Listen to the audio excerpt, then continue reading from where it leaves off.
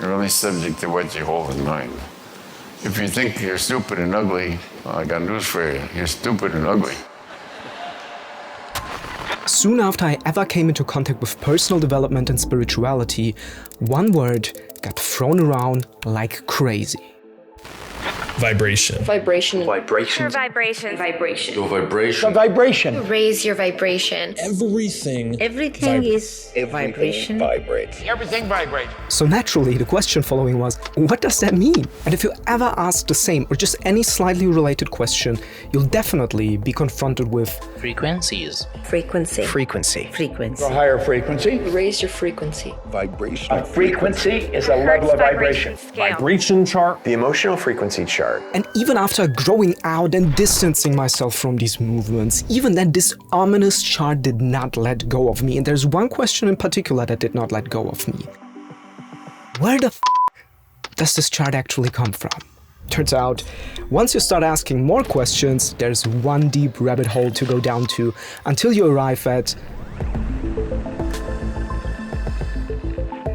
our thoughts and feelings all have frequency. Look, I already outed myself as a non-believer, so if you're still into some kind of self-help, personal development, or some kind of modern notion of spirituality, feel free to jump ship at this point. But I recommend you stay, because the people proclaiming all these ideas around emotional vibrational frequencies, they're f***ing with you. And nobody likes that. And what I want to do in this video is not to preach down to you everything that is wrong with it. I mean, I'm no scientist, by no means, look at me. But what I want to do is to give you everything you need to figure out and assess for yourself what the truth about emotional frequencies is. Okay, first we gotta divide the lines. Whether or not you believe in emotional frequencies, for this section of the video we will treat them as if they do. Why? Because there's no point in asking what are they if we don't presuppose that they exist. But that's already going way too far. Trust me, I'll get there. For now, let's back off and look at this. The holy chart of emotional frequencies. This chart ranks emotions by value, namely hertz, from 20 to 700 and beyond. That's what the plus sign indicates. And what are those values, you might ask? Frequencies? Duh. How the fuck? You... No, seriously though. They're vibrations. And the reason I'm saying this so seriously is because they are absolutely serious about that. This chart treats emotions as physical entities that can be measured by the frequency of vibrations, which is kind of fun because everyone in the spirituality realm is like, it's not physical, it's spiritual. You're thinking only with your mind, you gotta think with your heart. And all these freaking dualisms made a video about it. Look at it, thinking and feeling is the same. Anyways, what I'm trying to say is, on top of all that, there's also the fact that this chart clearly indicates when a person moves from a confined, limited state of consciousness to expanded consciousness. The idea in a nutshell is, when you vibrate on a lower frequency, you are kind of trapped in your emotions of, say, guilt, or grief, or anger. We all know what it is like to almost drown or be taken by a spiral of emotions. You feel like you just can't get out. Whereas, when feeling joy, love, or contentment, you literally feel like you're open to whatever may come your way. And once you can elevate yourself beyond those earthly emotions, that's when you reach enlightenment. Which has all kind of implications and consequences to which I will get over the course of this video. But for now, I feel like I've done my due diligence, so let's rip this apart. And let's maybe start by saying, get a new designer? I mean, come on, what even is this? Every holy scripture in history has tried harder in the realm of visuals than whatever this is. That's just lazy. Where's laziness on the emotional frequency chart, huh? What do you say? Laziness is not an emotion? Well, but what is then? And how do you measure it? Here's the idea. Everything in the universe vibrates, thus emotions vibrate as well, and they vibrate on particular frequencies. That's what they say, and it's not fully wrong, I guess. If you go down to the atomic scale or even further down into the subatomic realm, everything vibrates. Everything is built on the vibration of those particles. I think. But I actually don't want to get too deep into this because, honestly, I do not fully understand this shit. I'm definitely not the best person to explain it, and you would think every other reasonable person that is not an expert in this field would say the same, but they don't. That's, by the way, called illusion of understanding in psychology, and I don't have any time to explain it, so please Google it, I'm sorry. But I have time for an example.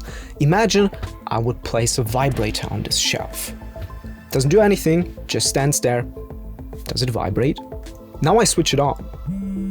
Does it vibrate?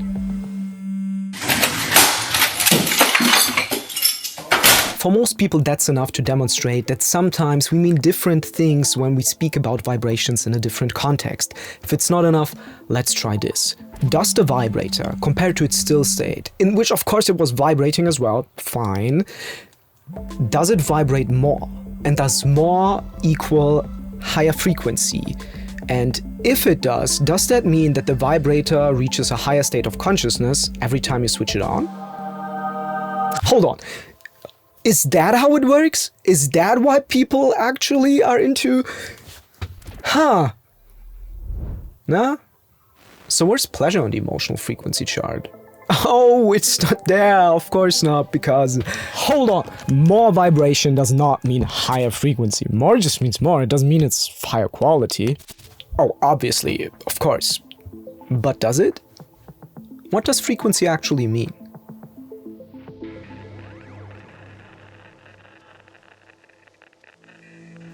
Here are some frequencies for you.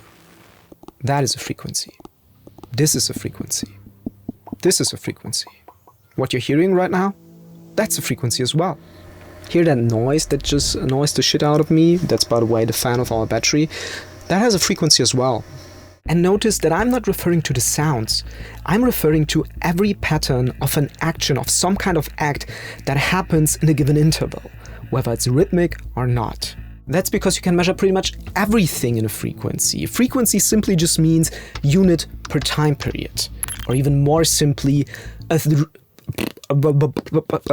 reoccurring thing measured in a given time window. Frequency doesn't mean anything specific. They're pretty much just a framework into which you can put any given thing you want to measure. So, shouldn't you technically be able to put emotions into them as well? The answer to that is... yes, totally. If you define what emotions are and how you measure them. That's easy.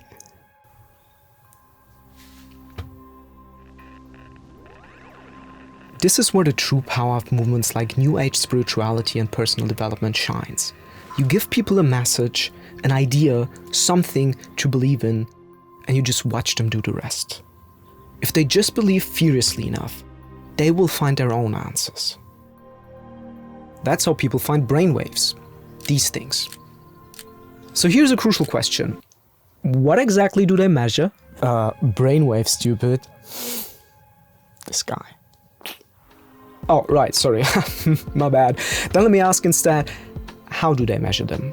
Brainwaves are measured with a technique called electroencephalography, or short, EEG. How do they do it? They place electrodes on your head and they record the electrical activity in your brain. They record the neurons firing. It's electrodes. Why did I even bother spelling electroencephalography out in a video?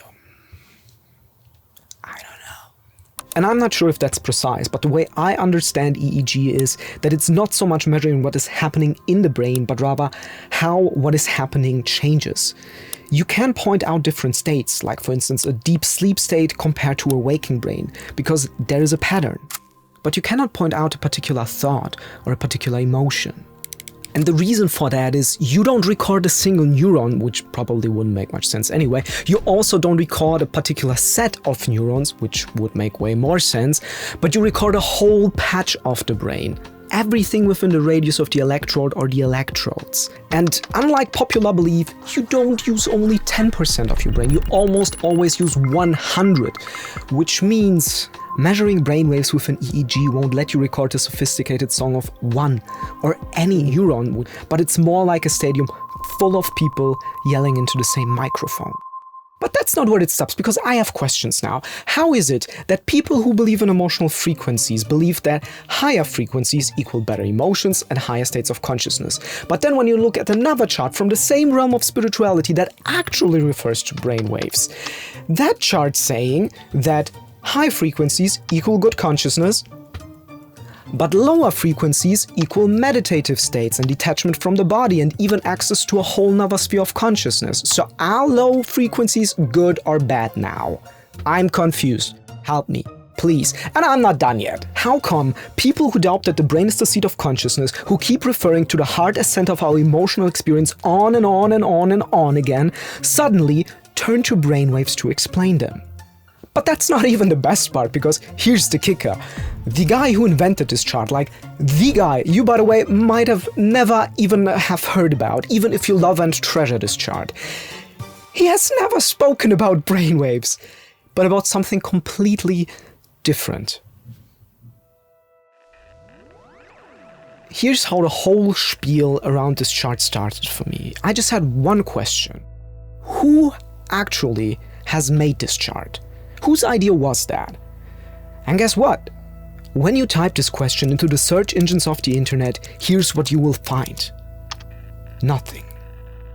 There's a lot of articles about how to read the chart, how to understand it, the science behind it, quantum mechanics, etc., etc., etc. And let's please not get into this today. Definitely not into quantum mechanics. At some other point, maybe. But it seems like nobody talks or even cares about where this came from, apart from a few lonely Redditors. And they point to this guy, to which from here on out I will refer to as the dude. Okay, so that helped. I got a name now, but it also didn't help all that much. Just turned out no one really cares about the dude. Apart from his books, you don't really find much on him. So he got a Wikipedia article, got deleted 2 times. Oh, so he got censored. I see. No.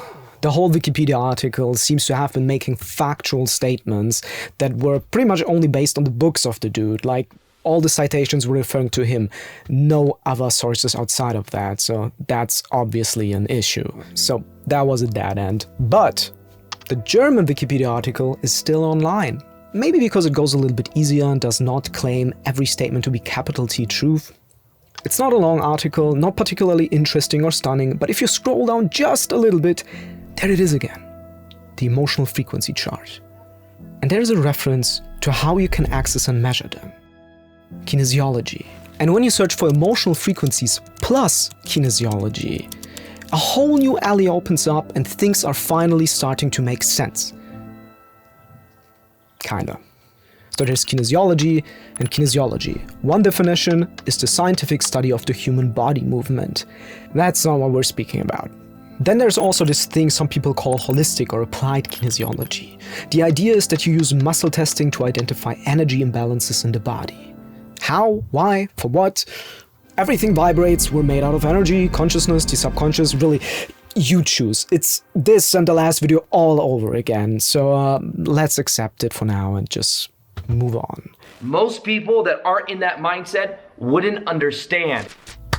Okay, the dude was relying on applied kinesiology. I wanted to understand this better, I wanted to see this in action, so I went to the one place we all go to when we want to learn something and be entertained at the same time.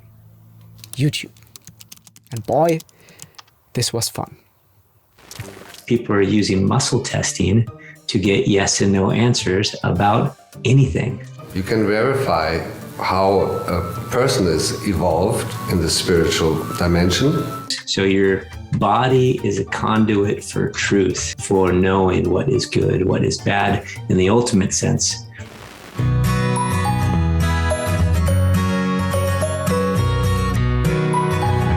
Before you start, make sure you're hydrated. So if I say my name is Heather and I try to pull those fingers apart, it's strong. I can feel that. I can't do that. If I say my name is Alfred, or I use my half an arm the same way. My name is Heather, and I feel it this way. I'm going to show you to the side, this way. My name is Alfred. One person has his arm stretched out, And there's another person who's going to press the arm down, pressing here. You must be over 200 level of calibration for it to work. Now, what does that mean? Okay, 200 is the norm. 200 is the difference between truth and falsehood, yes. Okay. She's like an electrostatic field. Okay. And I'm bringing up a charge. Okay. Adolf Hitler committed suicide. You can test that. True, not true. If you hold something positive in mind, instantly your body goes strong. Okay. If you hold something false in mind, instantly your body goes weak. During their lifetime, their level of consciousness advances over 5 points through this. Does not. It advances over 4 points, 5 points, 6 points. The average person's level of consciousness advances exactly 5 points in one lifetime. That is a fact, resist. Wow. Let's see how the Komodo dragon's making out. Komodo dragon, good calibrated 40, 45, 48, 47. Everybody for enlightenment? Hey!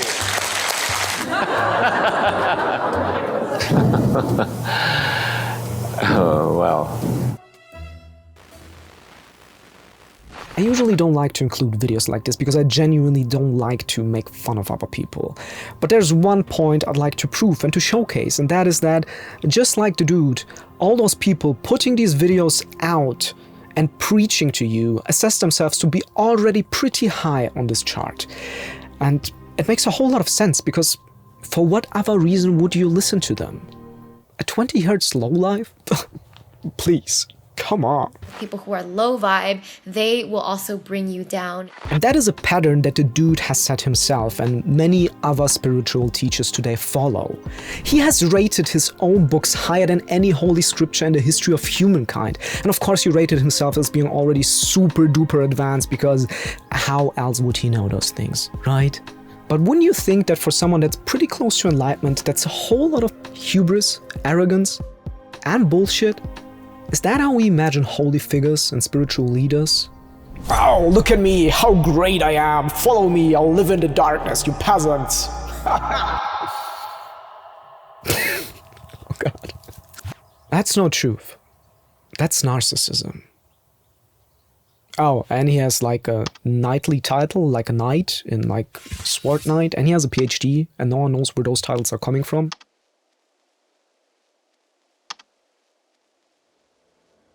But who cares for titles if you're enlightened, right?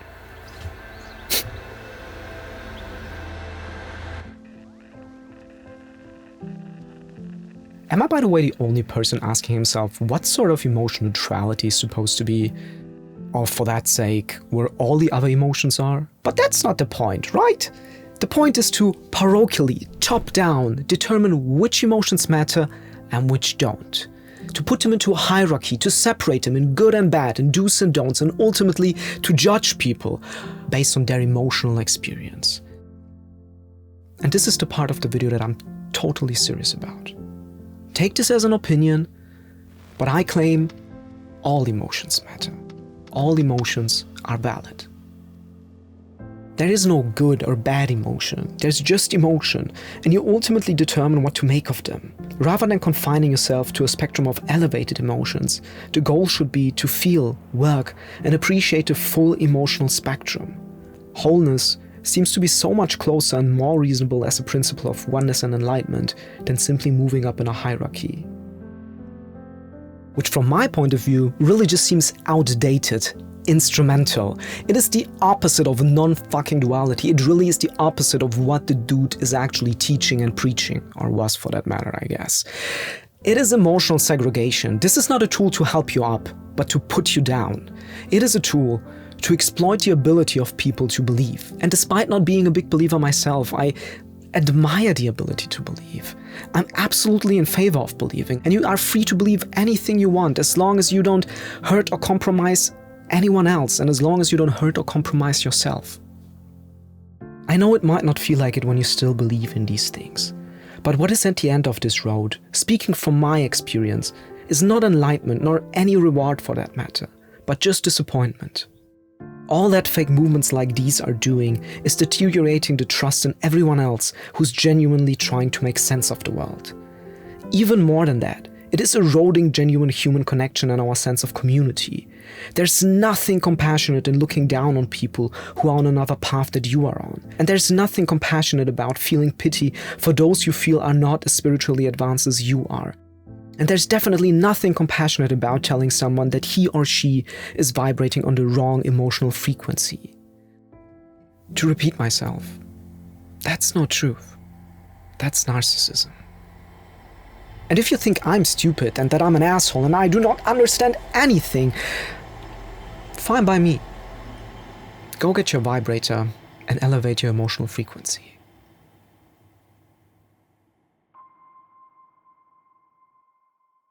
I hope I did not hurt anyone's feelings. If I did, I'm sorry, sincerely. But I also genuinely believe that this whole thing, this whole idea really is just something to distract you into growing into your full potential.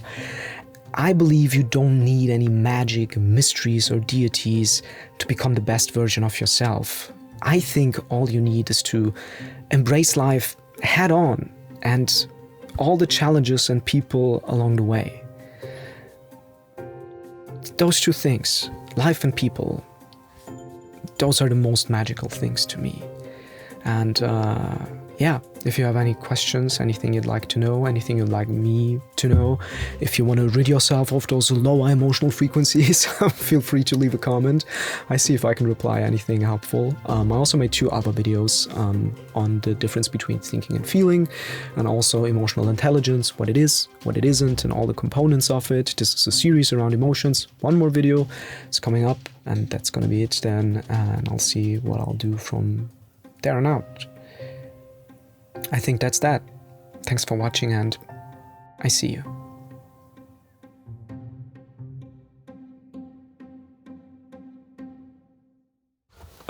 Hey, you've probably wondering where I went. Well, if that's not obvious, I went meditating because of all that analytical nonsense bullshit.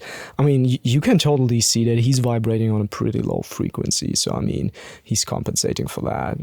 You gotta understand, he's not as far as we are, you know? You can feel it, like when you're around him, like everything really, like the whole vibration of the environment and the nature, it really just like, ooh, like everybody feels it. Everybody and everything feels it, really, like this guy. Yeah, so, you know, just vibrate. Keep vibing. And braiding. Okay.